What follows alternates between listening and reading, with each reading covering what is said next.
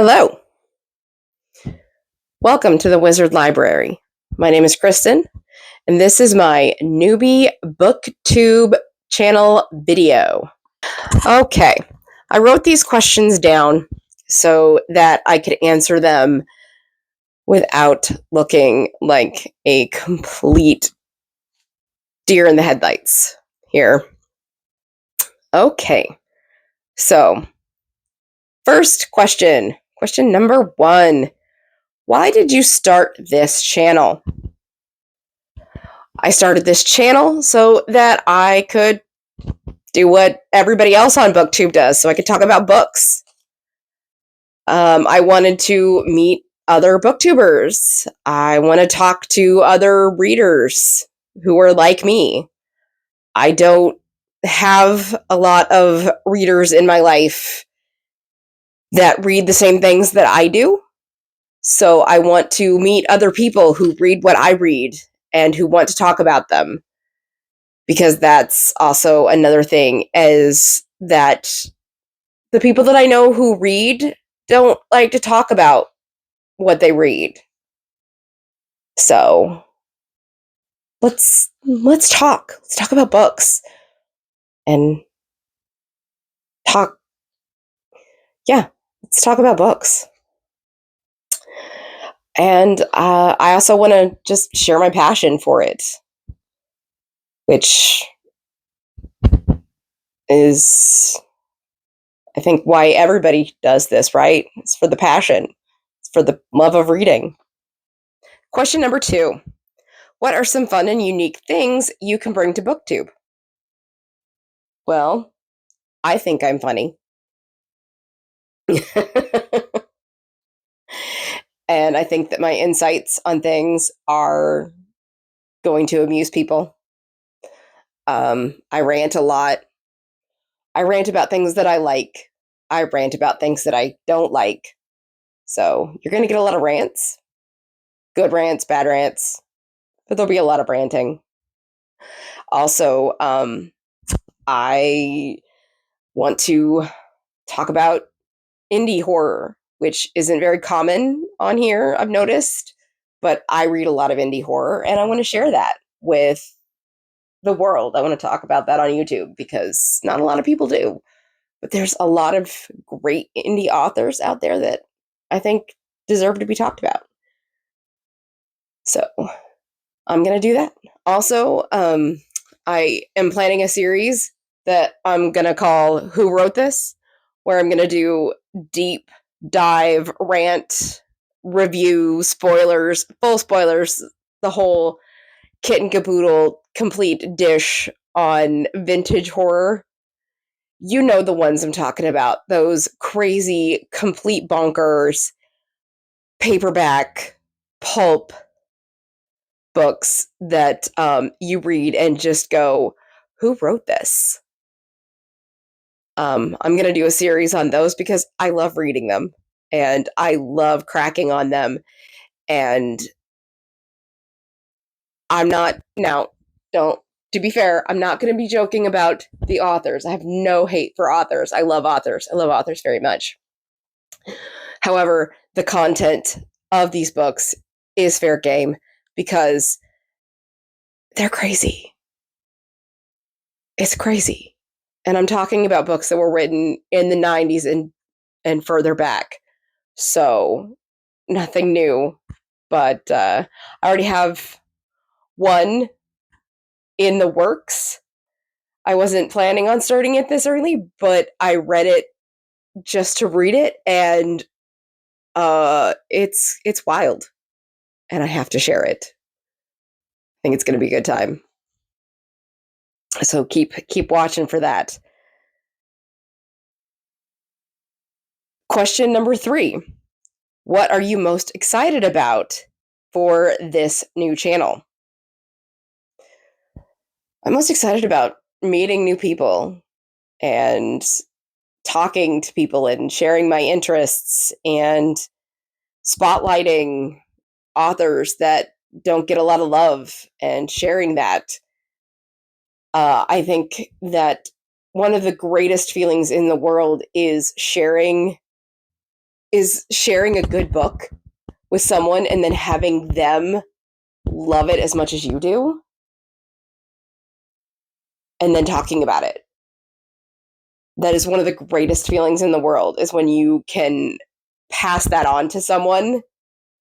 So I'm hoping that I can do that here and continue to do that. That's one thing I want to do. I want to chase that feeling. Question number 4. Why do you love reading? Because it's fun. It's fun to read. I've always found it fun. Whenever anybody complained about reading, growing up, in school, everybody else groaned when we had to read. I was cheering. I always had a book with me. I was that weird kid that had the book and always read during free time. That was me, because I love it. It's fun. I love it, and I love to learn. I love to learn from reading, which I do. I read a lot of nonfiction where I learn about history. I love to learn about history through reading, and I enjoy living the different lives that you can live, and going to different fantasy lands, and the emotions and the feelings that you get from reading. Question number 5. What book or series got you into reading? The first book I remember reading was Happy Birthday, Little Witch by Deborah Hotzig. I had to look this up because I didn't remember the author. I remember the title, but not the author. And it's still available. It's still out there, which is crazy because it was originally published in 1985.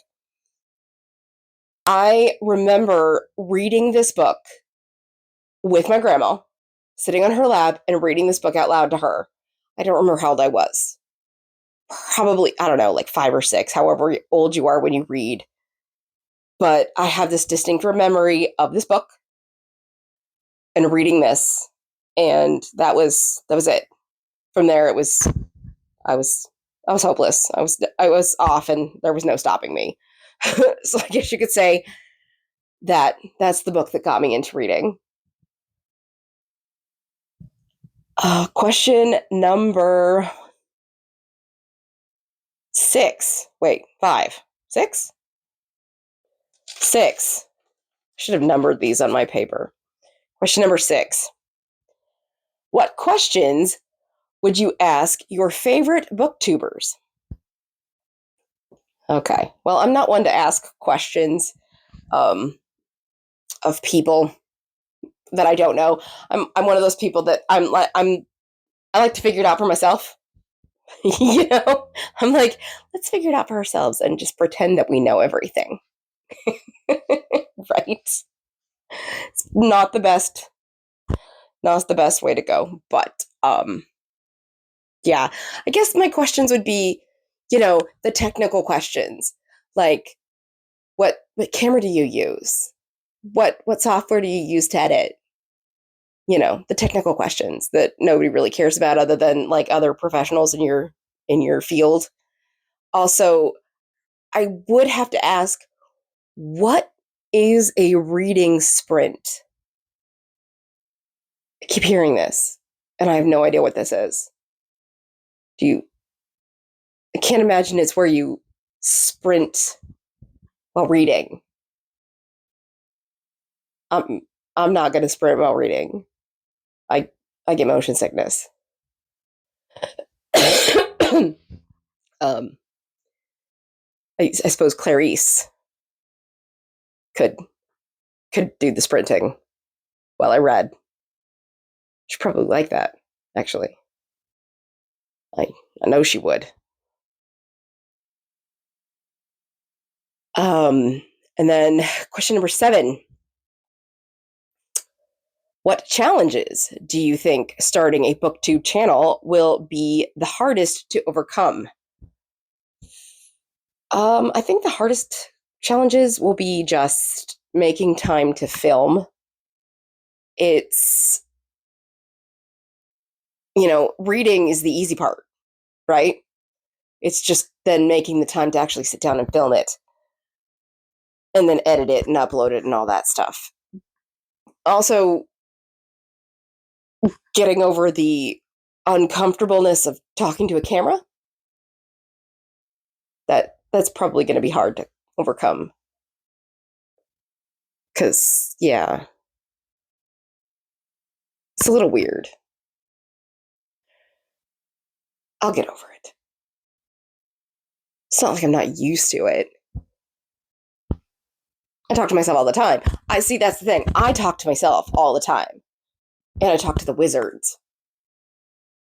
And I talk to Clarice, the spotted overlord. But I don't talk to a camera. So I don't know why it's different. But for some reason it is. It'll be fine. It'll be fine. Okay. Question number 9. When did you start reading? Like I said, I started reading when I was like 5 or 6 or whenever, however old you are when you start reading. I started reading at an appropriate age for children. And then once I did, I didn't stop. I always read. My sister and I went to the library all the time as kids. My grandma, my mom, my sister, or my grandma, my mom, my dad, they all read to us like bedtime stories and stuff like that, all the time.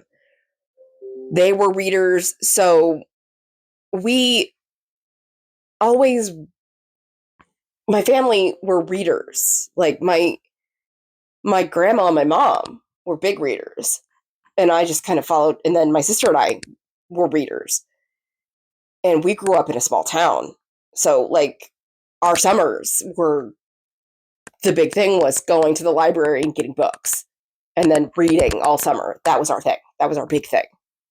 So, I just never stopped. I never stopped reading. Eventually, my sister got friends and started doing things with friends. I just kept reading. I just kept going. And yeah, I got weird looks. I got, the people who were, would give me the weird looks and made comments and stuff, but it literally never bothered me because I was having too much fun reading. It didn't bother me at all, ever. I was like, yeah, whatever. I'm reading.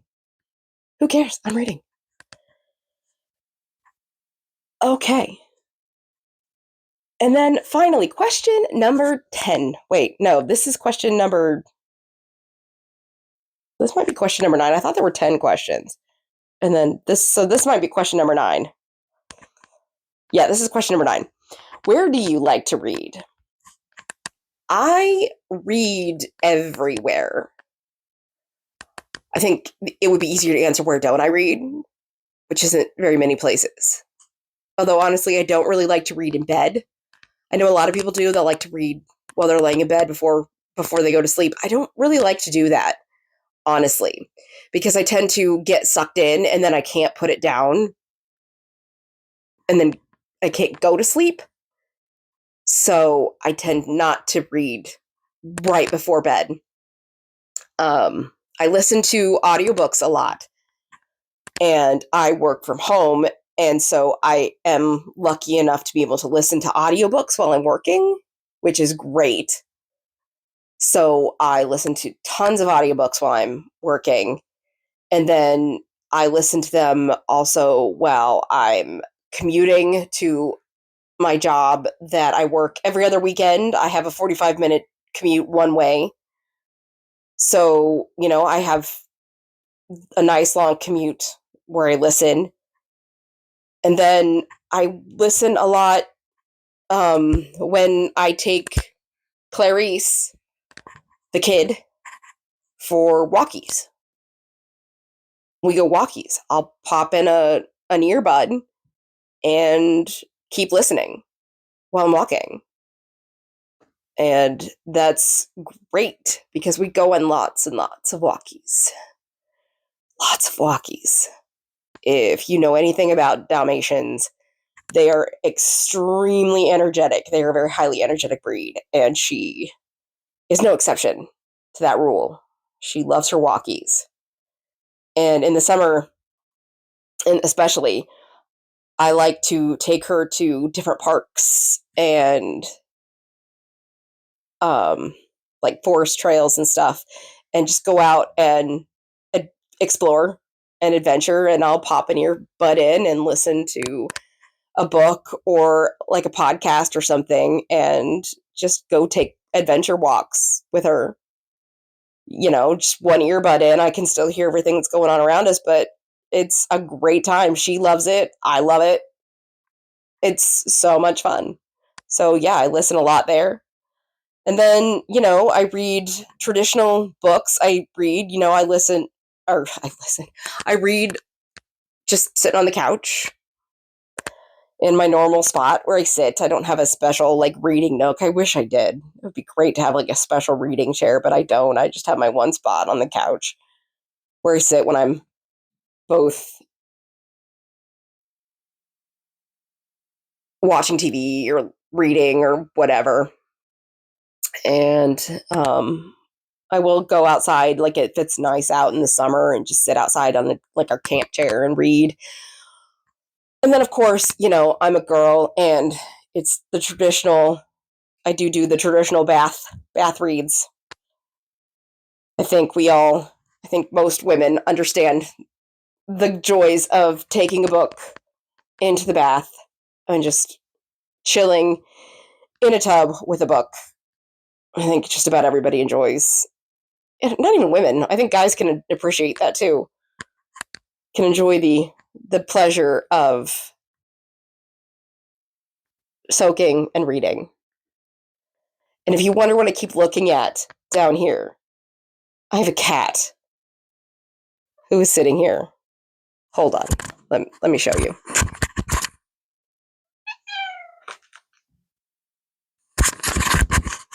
This is Zach. And she's been staring at me. And then finally, question number 10.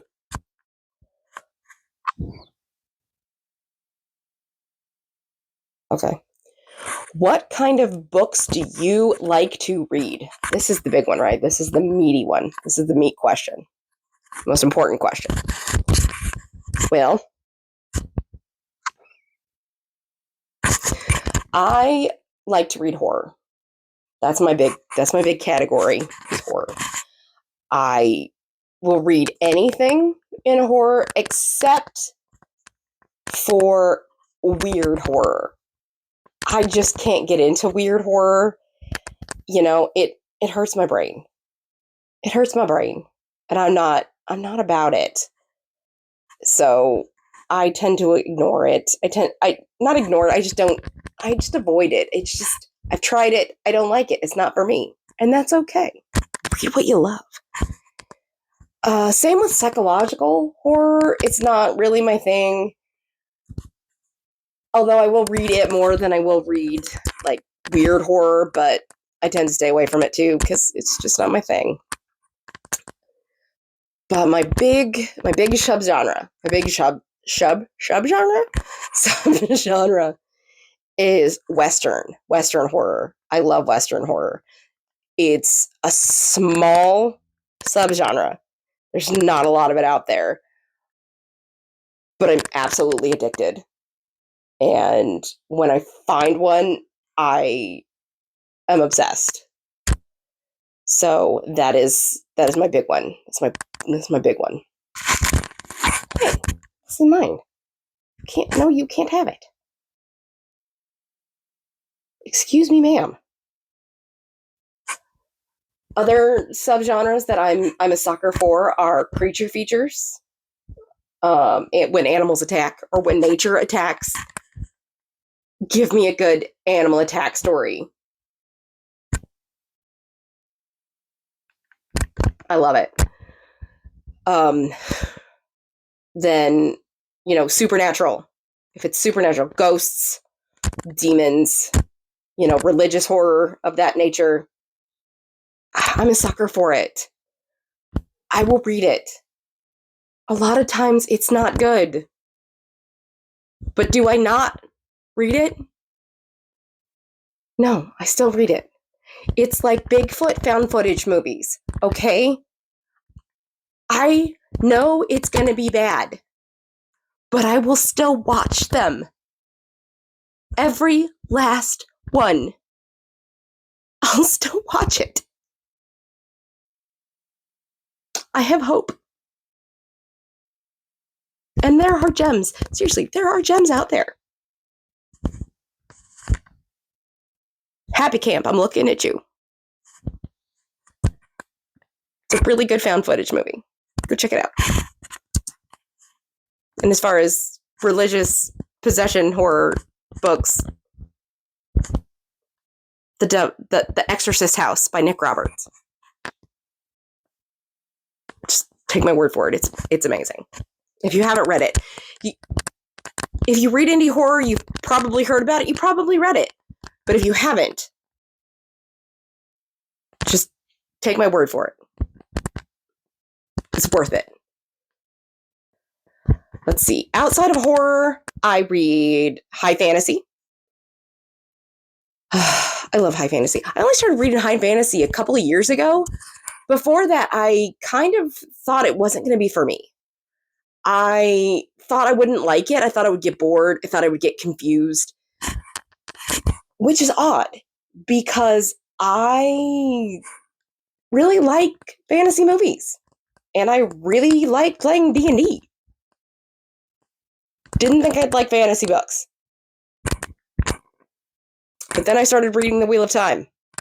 And I was lost. And then I was like, why have I held out for so long? And I'm not done with The Wheel of Time yet. I'm ready for book 9. But I decided to take a break. I didn't need a break.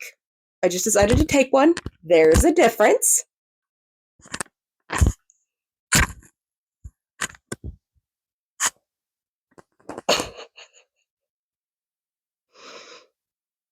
Okay.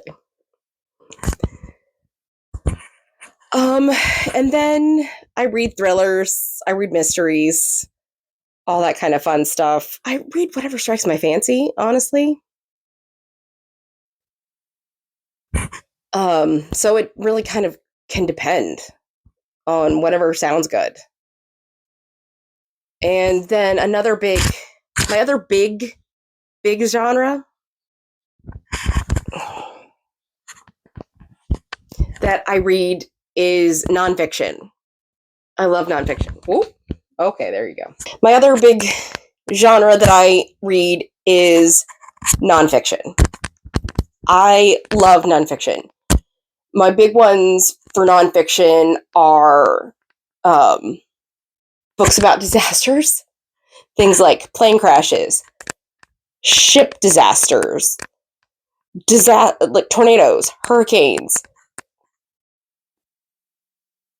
If it was cause of human suffering, I like to read about it. I don't know. I just do. I've been into disasters ever since I discovered the Titanic when I was like 12. I can't explain it. It's just a thing. Okay? Don't judge me. Don't you judge me. Beyond that, I really, really enjoy military history as well. Again, with the human suffering. Things like the Civil War, World War I, World War II. And then I also read like medical history, things about like history of diseases, diseases and things like treatments and things that we've done, how we've gotten to where we are in medicine. Also pharmacology. I love the history of like medicines and stuff like that. Usually because there's a lot of scandals involved. Excuse me. Which leads me to the other thing I really like, which is true crime. I don't really read a lot of like the traditional true crime anymore, although I used to. Like, my intro to true crime was really, Anne Rule. I read a lot of Anne Rule when I was younger, when I was getting into it. Now I don't really read so much about like, the traditional red collar true crime. I read mostly about white collar crimes like scandals, fraud, Ponzi schemes, things that have to do with Wall Street, corruption, things like that, like the Enron scandal and the Elizabeth Holmes thing. I can't remember what her company was called. Theranos. Her company Theranos. Yeah, I like learning about people's cons and the ridiculous things that they've tried to do over the years to swindle people. Swindled. That's one of my favorite podcasts. It's kind of how I got into it, actually, is because of Swindled. Started reading books because of that podcast. Like, I started looking up the cases that he covered on that show and finding the books about them and doing deep dives, and then I just kind of went from there and like branched out and found more. So yeah, that's pretty much how that happened. So yeah, that's kind of where I'm at with my nonfiction and my fiction. But yeah, honestly, I'll read anything. I love suggestions. I also read. I'll be honest. I read romance.